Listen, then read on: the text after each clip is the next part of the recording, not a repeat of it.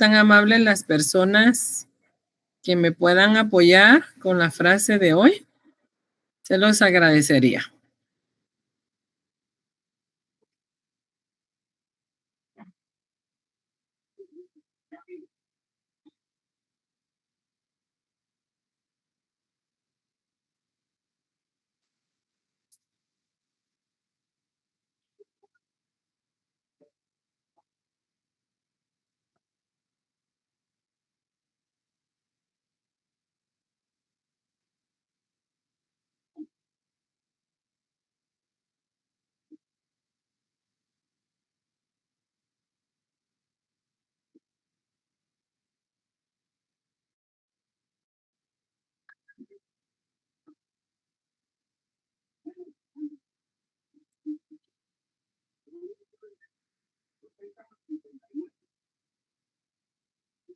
A ver, por favor, ¿quién me comparte? Un pueblo ignorante es un instrumento ciego de su propia destrucción. La verdad es que es muy cierto porque si la población no conoce, tiene desconocimiento de los temas, para cada gobernante es mejor porque manipula todo el sistema. Y es lo que en Guatemala se vive, yo creo que también en otros países, que siempre el pueblo para ellos es mejor que la educación sea de baja calidad para que la población sepa menos. Exactamente. Exactamente, ¿verdad? Para que la población sepa menos. A ver, ¿alguien más?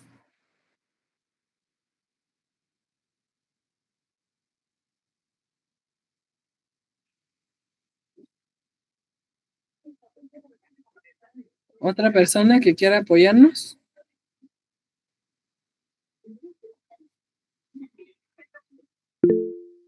Por favor. Bueno, como la frase dice que un pueblo ignorante es un instrumento ciego de su propia destrucción, automáticamente se podría hacer referencia a que el conocimiento es poder. Eso quiere decir que al momento de que existe ignorancia, automáticamente eso crea destrucción en ya sea en una persona y también dependiendo del contexto. Exactamente, ¿verdad? Va a depender muchísimo. Gracias. Una última.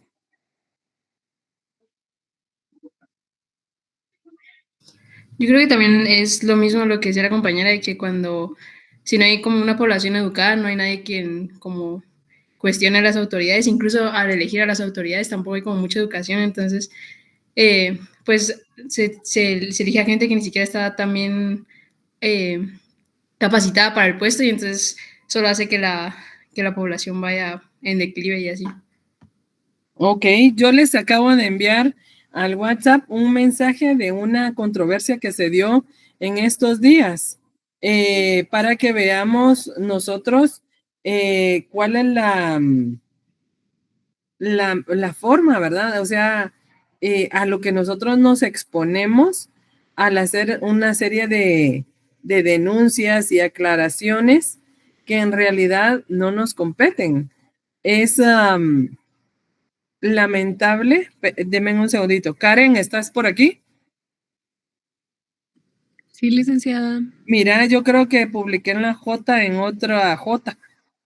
Ahorita voy a revisar. Gracias. Hacemos alusión, ¿verdad?, a situaciones que no nos competen, como es la controversia que tuvo la fiscal general con una diputada. Ahí les pasé la noticia para que ustedes se den cuenta.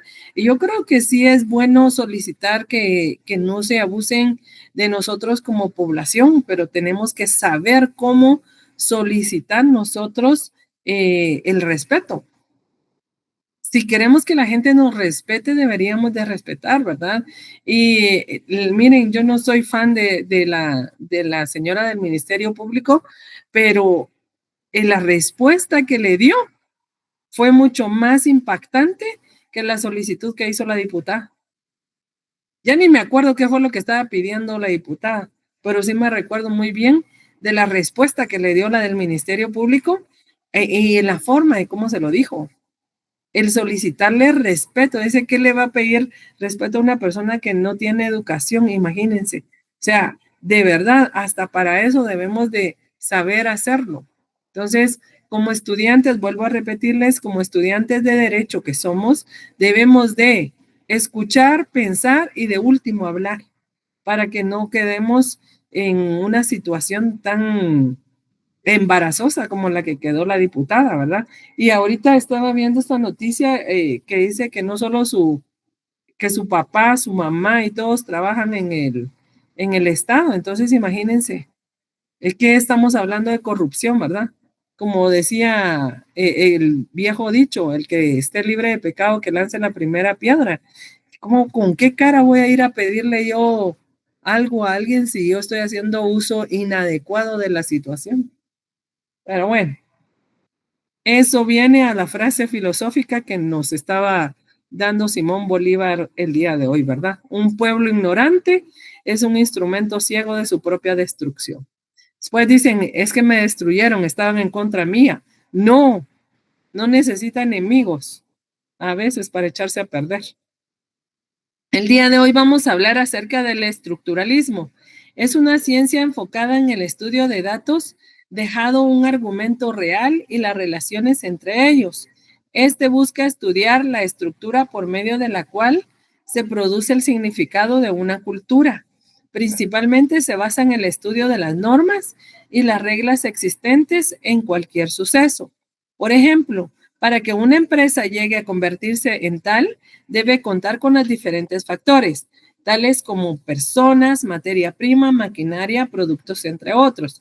Cuando nosotros vamos a decidir tener un emprendimiento, vamos a tener ya la visión de la necesidad que vamos a tener. Si yo voy a hacer un emprendimiento de comida, obviamente tengo que necesitar estufa, personas que me ayuden a comprar, necesito saber dónde ir a comprar, ¿verdad? Necesito buscar precios, porque si yo voy a vender comida, no voy a ir a comprar todas las cosas al supermercado, no estaría ganando, o no estaría ganando lo mismo que compraría si voy a comprar a la terminal, ¿verdad? Que sería un lugar donde yo puedo encontrar mejores precios. Entonces, el estructuralismo nos está diciendo que es aquella forma de que nosotros debemos de tener en sentido figurado la estructura de cómo queremos empezar a hacer algo, con qué contamos y qué es lo que necesitamos y qué nos hace falta. Vamos a hacer un edificio. Tenemos un terreno, tenemos las herramientas necesarias para abrir agujeros, para sacar la tierra, necesitamos albañiles, necesitamos ingenieros. Dependiendo la estructura que yo voy a hacer, así voy a pagarle a un ingeniero y un arquitecto, ¿verdad? Ahora, si es un solo cuartito, no necesito pagarle a un ingeniero y un arquitecto, pero sí necesito, si voy a hacer un edificio, contar con la materia necesaria para poder construirlo. Esa es la forma de cómo vamos a hacer un estructuralismo. Y el funcionalismo es la ciencia encargada de estudiar la utilidad o la función que desempeña cada cosa, fenómeno, acción o acontecimiento. No resta importancia a la estructura que conforma una sociedad. Como fue citado en el ejemplo anterior, una empresa está conformada por personas, maquinaria, etcétera. El funcionalismo se encarga de estudiar las funciones desempeñadas dentro de la misma, es decir, las personas operan la maquinaria que utiliza la materia prima para producir un producto final. ¿Esto qué quiere decir? Quiere decir que si yo voy a tener una grúa para que levante esas grandes estructuras de cemento para hacer los edificios, necesito una persona que sepa manejar esa grúa, ¿verdad? No voy a poner a cualquier persona, porque en primer lugar la materia prima que va a llevar esa grúa es algo muy caro, es algo que es sensible, es algo que necesita cierto cuidado para la colocación. Ese es el funcionalismo. saber dónde se necesitan a las personas, saber dónde se va a necesitar cada una de las cosas y tener el aprovechamiento de todo lo que se va a necesitar. Si yo voy a hacer un cuarto, voy a solicitar a un solo albañil. Si yo voy a hacer un edificio, voy a necesitar mínimo a 100 albañiles. Entonces, todo eso nos da a nosotros una estructura de la función que nosotros queremos desempeñar. La estructura es la parte material que yo voy a hacer, cómo, dónde y cuándo. Y el funcionalismo es el cómo la voy a hacer, cómo la voy a desarrollar y aprovechar cada una de las cosas que se tienen. La diferencia entre el estructuralismo y el funcionalismo es que ambas ramas se encuentran estrechamente relacionadas, ya que el estructuralismo considera las funciones de esa parte, mientras el funcionalismo no deja por un lado la estructura y analiza cada función a desarrollar. El estructuralismo incluye el estudio y las partes de cada cosa para llevar a cabo una determinada acción, mientras el funcionalismo estudia las funciones y la utilidad de cada parte. El estructuralismo estudia cómo realmente es el objeto, mientras que el funcionalismo analiza la función del objeto. Me van a dar una cafetera eléctrica. En mi vida he visto yo una cafetera eléctrica. Entonces yo necesito estudiar cómo funciona y qué es el beneficio que esta va a traer a mí, ¿verdad? Yo ya tengo una olla y en esa olla yo hago el café. Pero la olla es una olla normal, donde yo puedo cocer alimentos, donde yo puedo hervir agua, donde yo puedo cocer los frijoles, donde yo puedo hacer diferentes cosas. No es necesariamente una cafetera que está directamente para la utilidad de hacer un buen café. ¿Esta qué quiere decir? Que únicamente con el hecho de apacharle el botoncito y ponerle la cantidad necesaria de café, yo ya voy a tener la ventaja de tenerlo en menos tiempo, más saludable, ¿verdad? Tal vez no sano, sino que va a ser saludable por el entorno de cómo se está haciendo. La manipulación del trasto donde yo lo estoy hirviendo, ¿verdad? No es una donde yo hervía de todo, sino que única y estrictamente se va a dirigir para eso. Otro ejemplo sería entre el funcionalismo y el estructuralismo, sería yo quiero hacer un edificio de apartamentos y en este edificio de apartamentos yo me doy cuenta que me va a quedar muy pequeños los ambientes en cada uno de los niveles. ¿Será que en la estructura, yo ya la hice, el funcionamiento del edificio de apartamentos familiares me va a quedar o puedo darle una diferente funcionabilidad al convertirlo en oficinas porque no me da para tantos ambientes? En eso, en ese desarrollo, en ese estudio empírico que yo estoy desarrollando de lo que yo estoy viendo, en el análisis que yo estoy realizando, es lo que me está dando la diferencia entre uno y otro. Construir, todos pueden construir. Buscarle el funcionamiento a lo que se construye es lo que determina aquí la diferencia entre uno y otro. Nos dice que el estructuralismo se enfoca en la relación que hay en las estructuras y el funcionalismo se basa en para qué o por qué se emplean las cosas. Son cosas muy diferentes que estamos desarrollando. Finalmente dice que se determina que el estructuralismo estudia los objetos, mientras el funcionalismo estudia la utilidad. Yo estoy viendo o verificando para qué sirve un movimiento sindical. Estoy haciendo que vengan todos los maestros de los diferentes departamentos. Estoy organizando todas las vías tapadas que yo necesito y empiezo a estructurar la forma de cómo lo vamos a hacer. ¿Cuál va a ser el funcionamiento de eso? que al final de cuentas no se rompa un diálogo que ya existe en torno a la autorización de un pacto colectivo, porque el pacto colectivo es muy importante para el gremio magisterial, pero como las personas de la institución ya no quieren llevarlo a cabo, entonces yo necesito estructurar una medida para que esto pueda darse o para que se haga de un inmediato en la atención del mismo, ¿verdad? No puede ser o de que se tome todo el tiempo. ¿Qué pasó hace mucho tiempo? Hace mucho tiempo los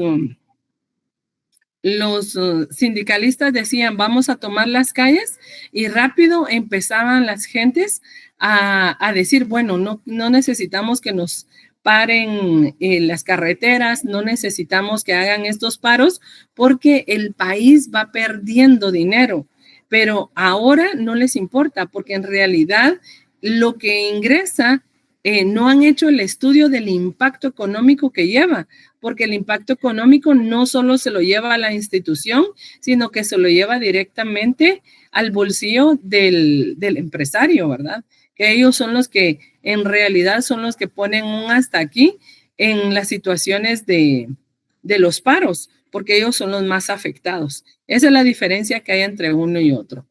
En definición dice que el funcionalismo está caracterizado por el utilitarismo, otorgado a las acciones que deben sostener el orden establecido en las sociedades.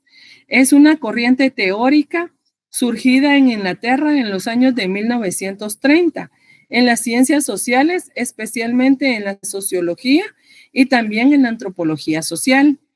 En la teoría asociada de Emily Durkheim y del recientemente Talcott Parsons, además de otros autores como Herbert Spencer y Robert Merton, el funcionalismo se caracteriza por el enfoque empirista que preconiza las ventajas del trabajo de campo.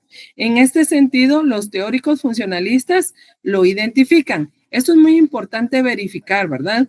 Que cuál es el funcionamiento de una estructura. ¿Qué es lo que nosotros pretendemos hacer? Vamos a crear un sindicato. ¿Para qué creamos los sindicatos? ¿Para qué creen ustedes que se crean los sindicatos?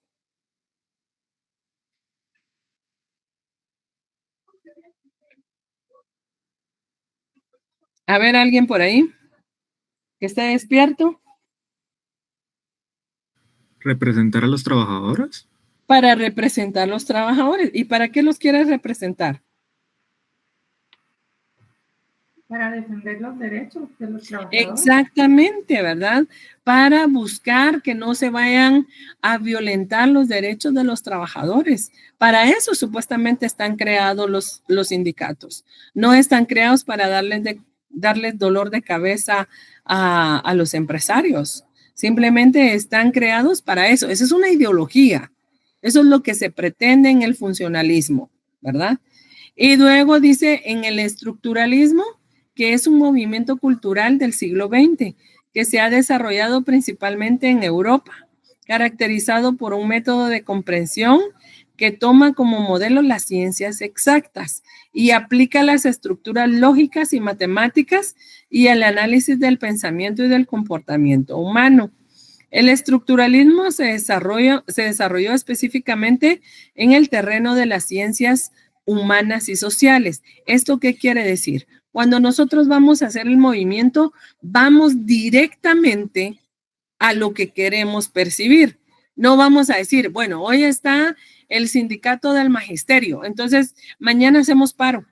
¿Y por qué vamos a hacer paro? Porque sí, no queremos ir a trabajar. ¿Será que así se da? ¿Será que así se dan los paros laborales de los sindicatos? ¿O tienen un funcionamiento y una estructura? ¿Qué creen ustedes?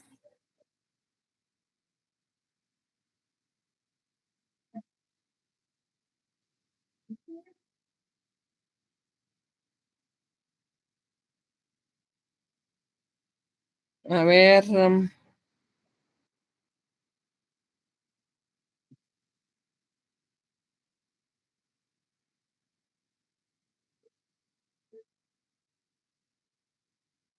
A ver, Jocelyn Salazar, ¿tú qué crees? ¿Será que cuando hacemos un paro el sindicato lo hacemos solo porque sí?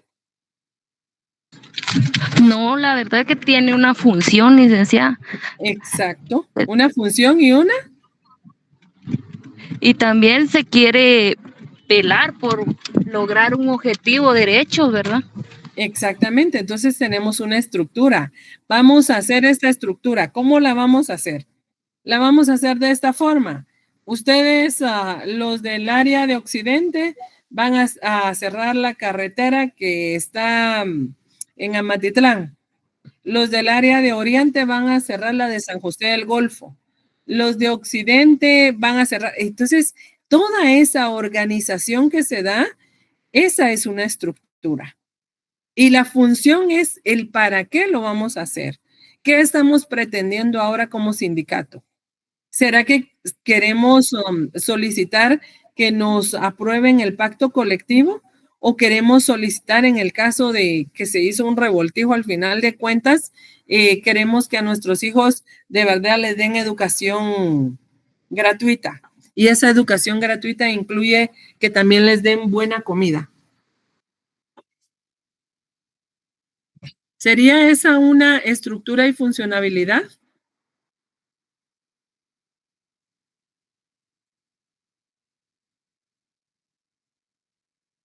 ¿Sí o no? La verdad es que sí, licenciada, porque por medio de esa estructura se logran las cosas, ¿verdad? No solo alimentación, sino que también beneficiar a los estudiantes y ayudar también en la economía al padre de familia. Que vemos ahora que ya a la alimentación escolar ya le bajaron, licenciada, ya tiene el impuesto quitado. Entonces ahorita el padre de familia, ¿qué va a decir? Menos viene, ¿verdad? Los maestros se lo están robando. Y la verdad es que no. Exactamente. Lo que pasa es que ahora los maestros, bueno, siempre los maestros no hemos tenido la injerencia sobre ellos, sino que lo que pasa es que quienes velan por los proveedores y todo lo demás son los padres de familia a través de una junta de padres.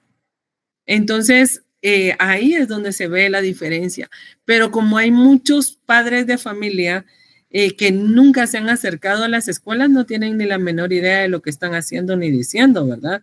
Y obviamente, tal vez yo tengo la oportunidad de darle estudios a mi hijo, tengo solo uno, hay familias que tienen 3 o 4 hijos. Entonces, eso es lo que ayuda a tener una estructura distinta, ¿verdad? No va a ser la misma en mi familia si vamos a estructurar el plan de alimentos de la familia, no para hacer un alimento para mí está muy bien, comemos pollo y carne de vez en cuando, vamos a comprar legumbres y verduras, porque somos adultos. Pero ¿será que a los niños les podemos dar la misma alimentación que los adultos o tenemos que verlo de una forma distinta?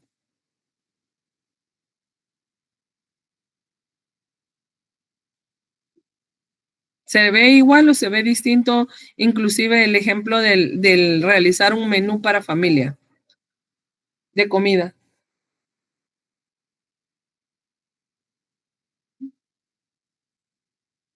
Buenas tardes, licenciada. Pues yo creería que por lo general hay alimentos que a los adultos nos suele ser un poco más fácil digerirlo, ¿verdad? Que a los niños no. Entonces quizás sí Exactamente. es un poco distinto, sí. Gracias, Eric. Tienes toditita la razón, ¿verdad? Los niños, por ejemplo, no pueden comer ceviche. O sí les puedes dar, pero la consecuencia del darle ceviche a un niño va a ser terrible, ¿verdad? Porque se te puede enfermar, porque el alimento es crudo. Entonces, a un niño de cierta edad no les puedes dar esos alimentos crudos. Se los tienes que cocer. Aún sean cocidos con el limón, no lo pueden hacer, ¿verdad? Entonces, empecemos desde lo más pequeño, una estructura de una alimentación, la funcionabilidad, qué funciona y qué no funciona en esto. Otro de los temas que se pueden tratar en esto sería el ingreso, ¿verdad? porque si el ingreso no nos da para todo, todos vamos a comer una comida que todos podamos digerir o una comida que nos alcance para todos, ¿verdad? Que sea abundante para que todos podamos tener.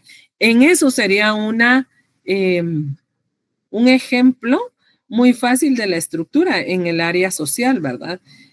Lo que lo podemos hacer. Ahora, el materialismo histórico y dialecto.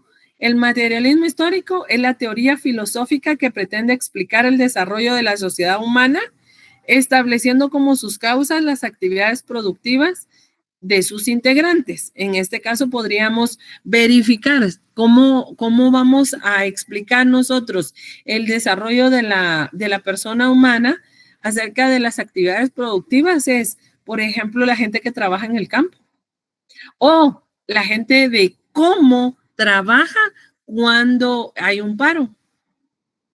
La diferencia entre un momento y otro, ¿verdad? Eso sería un estudio entre el materialismo histórico, cuando las personas están en un impacto o en un impasse. Otra de las cosas que podríamos verificar es el impacto que crean aquellos movimientos sociales políticos, ¿verdad? Que se tornan diferentes y que tienen impactos al final de cuenta en toda una sociedad. Y ese podría ser cuando hay una guerra, cuando estuvo la guerra de los 33 años, ¿por qué Guatemala no tuvo un cambio económico diferente? Porque parte de su gente, parte de su estabilidad económica estaba en un impasse. Y estaba en un impasse porque los departamentos se estaban peleando. Había una fuerza de parte del gobierno que estaba peleando y estaba una parte de la sociedad peleando en contra de ellos. Entonces era una lucha ideológica que daba como resultado que bajara la economía de Guatemala, sin que fuera directamente a afectarla, ¿verdad? Porque no fue directamente a afectar a eso, pero sí afectaba porque las personas ya no rendían lo mismo, porque las cosechas ya no daban lo mismo para que puedan ser exportadas.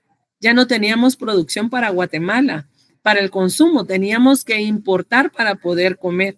En lugar de ser exportadores, nos convertimos en importadores en ese momento, ¿verdad? Y el materialismo dialéctico nos dice que es la corriente filosófica que define la materia como el sustrato de la realidad que sea concreta o abstracta, o sea, de los pensamientos. Emancipa la primacía e independencia de la materia ante la conciencia y lo espiritual, declara la cognoscibilidad del mundo en virtud de la naturaleza material y aplicada a la dialéctica basada en las leyes dialécticas propuestas por George Wilhelm y Friedrich Hegel para interpretar al mundo, superando así el materialismo mecanista. ¿Esto qué quiere decir? Todos aquellos pensamientos que venían en torno a través de las ideologías religiosas, todo aquello que aún nosotros manejamos en esa situación, ¿verdad?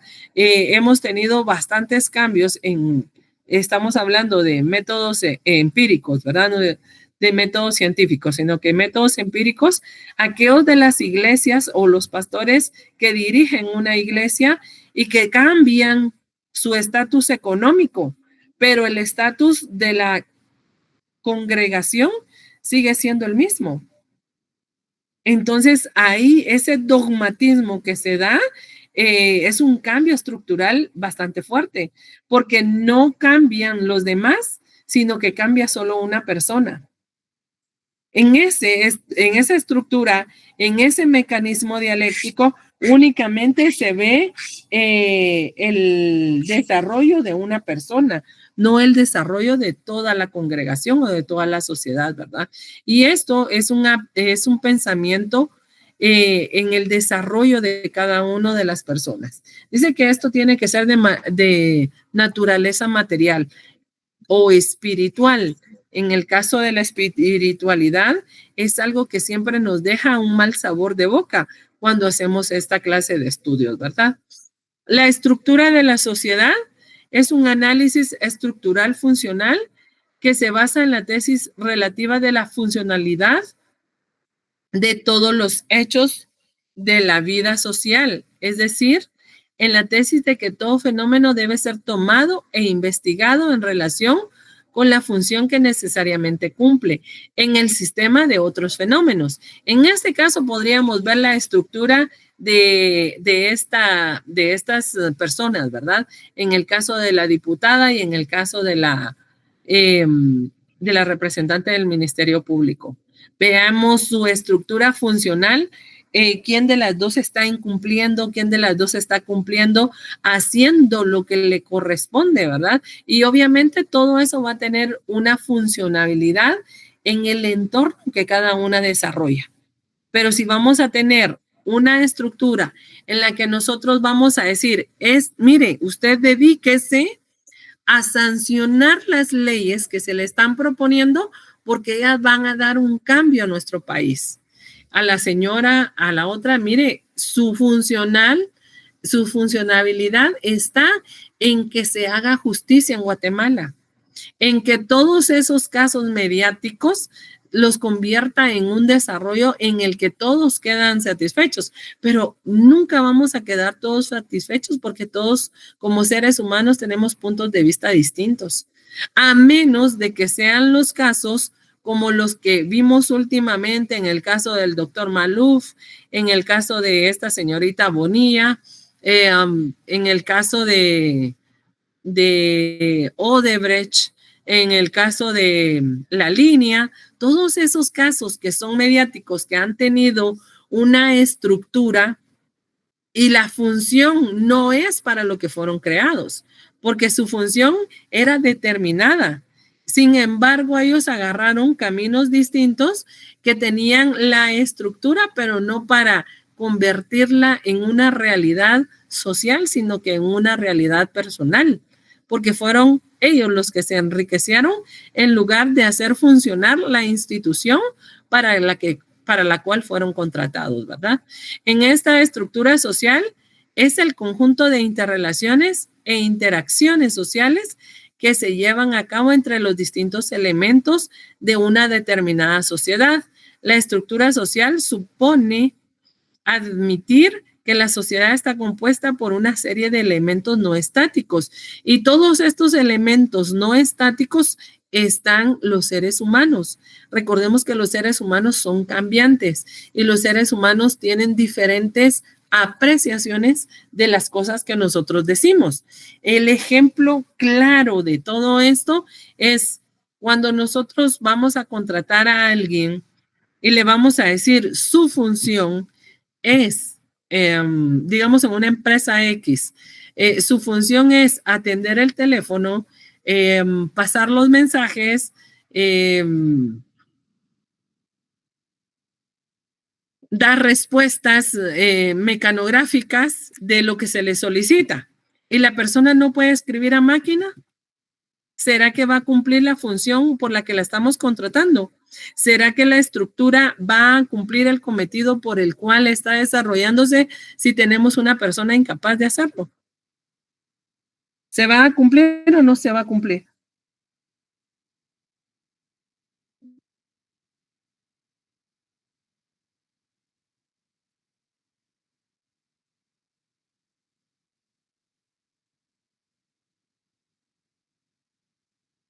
No escucho.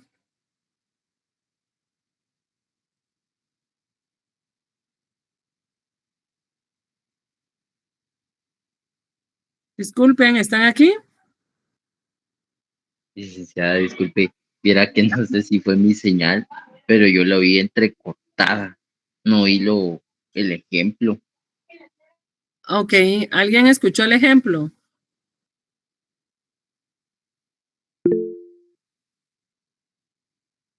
No, licenciada, se le oye un poco intercortado. Ok. En este caso les estaba diciendo que las personas han sido contratadas para ciertas cuestiones. Y si estas personas no desarrollan lo que están haciendo o por lo que fueron contratadas, ¿será que cumplen su cometido o no? Definitivamente no se cumple. No, ¿verdad? ¿Y será que esa institución va a acrecentar o a disminuir? A disminuir la falta de competencia. Exactamente, ¿verdad? Entonces, en una estructura social dice que es una población con una organización que vive y se desarrolla en un medio ambiente en el que interactúan a través de la cultura, como el lenguaje, el arte, la religión, y tienen como valores como gobierno, propiedad, estratificación, la familia, los grupos, etcétera, completando así su identificación e identidad. Es importante, ¿verdad?, que cuando nosotros tenemos el desarrollo de alguna situación, lo podamos hacer muy bien. Por ejemplo, nosotros ahorita tenemos una actividad que vamos a desarrollar el otro miércoles. Esta actividad está siendo estructurada por un mismo compañero de ustedes. Él ya está haciendo las bases, él ya las presentó. Lo único que hace falta es ver si va a funcionar. ¿Cómo vamos a ver si va a funcionar? Ese día les vamos a dar a ustedes todas las instrucciones. De hecho, se las vamos a enviar antes para que ustedes sepan, pero ustedes ya tienen que estar organizados como grupos, porque si se recuerdan, el grupo que pierda es el que tiene que pagar. Entonces, la funcionabilidad va a ser, para mí, recaudar víveres. Para ustedes, hacerlo bien porque no quieren pagar más y quieren tener sus puntos. Entonces, la estructura de cómo cada grupo se desarrolle para llevar a cabo esta actividad va a depender de cada uno, de la funcionabilidad que cada uno le quiera dar a su grupo. Está bien, nos vamos a desatender. Ay, a mí no me gusta eso, yo no lo voy a hacer. Está poniendo en riesgo a toda la clase, porque toda la clase es la que tiene que entrar ganando. Si los demás se ponen las pilas, ustedes serían los perdedores. Entonces, esa es una forma de ejemplificar a través de la cultura, ¿verdad? A través de una estructura de la sociedad, una estratificación que nosotros estamos haciendo. Yo estoy en la parte de arriba dando las reglas y los pormenores. Sus compañeros que lo están haciendo están en medio y ustedes están abajo. Ustedes son los que tienen que llevar a cabo toda esa actividad para que pueda tener una funcionabilidad atractiva a todos nosotros. La utilidad del concepto estructura social es construir generalizaciones sobre las formas de organización social observables empíricamente. Todo esto es base al método empírico. Referirse a los mecanismos de persistencia de la sociedad permite conjugar la teoría sociológica y la investigación empírica. Para Karl Marx son posiciones objetivas socialmente estructuradas. Las estructuras limitan el comportamiento humano y lo hacen predecible. Las clases son la división social más importante en torno de lo cual los grupos sociales se organizan y luchan por el poder político. Ahorita ustedes van a luchar por ese poder, porque ustedes le quieren ganar a la otra sección. Todas las formas de opresión entroncan en las divisiones de clase, incluido el machismo, por ejemplo, también las opresiones religiosas, étnicas o nacionales. En este caso, lo único que puede tener ahí una opresión sería de las personas que se niegan a hacer alguna actividad física, ¿verdad? Dice que las clases son producto o expresión de las relaciones sociales de producción y se relacionan entre sí en función de las condiciones que se imponen desde el modo de producción y de la apropiación del excedente productivo. La lógica esencial de las relaciones de clase de explotación. Para Weber, la clase forma parte del estudio de la acción social y es el resultado de la misma. De la acción humana es individual y depende de la voluntad individual y es racional de los contextos sociales y particulares. Cada quien puede dar una excusa, pero esa excusa es una excusa racional para la persona, ¿verdad? Aunque a nosotros a veces no nos parezca racional la excusa que nos vaya a dar. Promueve de forma variable y contingente las relaciones de clase. Las divisiones de la clase son variables y contingentes, son pautas definidas en cada momento histórico y para cada contexto social acotado. Las clases sociales coexisten en otras formas de opresión independientes y en otras bases de asociación también independientes. Las clases sociales son producto del accionar de todos que persiguen restringir el acceso a los recursos de otros, que se orienta en maximizar beneficios de las sociedades regidas por el intercambio en un mercado de productos de trabajo. ¿Qué nos puede a nosotros frenar ahorita? Que el decano nos diga que la actividad no está autorizada. Sería lo único. Pero nosotros explicaríamos la estructura de por qué fue creada y cuál es el objetivo principal de ella. Entonces, como somos una carrera social, obviamente tenemos proyección social a nuestro pueblo y es parte de eso que vamos a desarrollar. Entonces, volvemos a hacer uso del método empírico, dando respuestas lógicas y racionales a la estructura que estamos formando. Las clases sociales son producto de acciones que unos persiguen restringir el acceso a los recursos de otros, que se orienta a maximizar beneficios en sociedades regidas por el intercambio en un mercado. La lógica esencial de las relaciones de la clase en la dominación. Un ejemplo de la estructura social es la familia, como una institución social, y en la sociedad industrializada los factores modernos de la economía. Aquí nos damos cuenta en esta estructura social cómo están estratificados cada uno de los personajes o cada uno de los integrantes de una sociedad. En la clase alta tenemos a la burguesía, al comercio, al estado financiero e industrial y a los latifundistas o los dueños de las tierras. Y a la clase media tenemos a los profesionales, a los pequeños comerciantes, a los artesanos, pequeños propietarios, empleados públicos y privados. ¿Por qué en la clase media se encuentran los empleados públicos? Porque ellos tienen un salario constante que hace que su estructura o su economía no tenga altibajos. Que tengamos una mala administración es otra cosa, pero sí tenemos esa gotita perenne, ¿verdad? Y la clase baja, que sería la clase obrera, servicio doméstico, y los campesinos, ellos sí van a depender muchísimo de nosotros, porque si nosotros no tenemos, no les podemos pagar a ellos. Entonces, esta estructura que se da es la estructura que se manifiesta en toda nuestra sociedad. Es importante reconocer que la burguesía o la clase alta siempre se mantiene en esa posición porque si ellos denotan alguna debilidad, se empiezan a ayudar para que no se pueda caer esa estructura. En caso de nosotros, si vemos que hay alguna situación de esas, no dejamos que salga, sino que al contrario, ¿verdad? Lo bajamos para que todos sigamos estando en la misma olla del cangrejo, ¿verdad? No dejamos que la economía ni la sociedad nos permita acrecentar los conocimientos que tenemos, sino que simplemente hacemos uso de lo que tenemos a nuestra disposición para mantener la estructura en donde se manifiesta. ¿Alguna pregunta, alguna duda?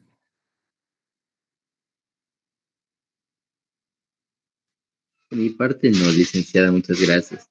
Ay, gracias. Gracias porque los demás sí no andan por aquí.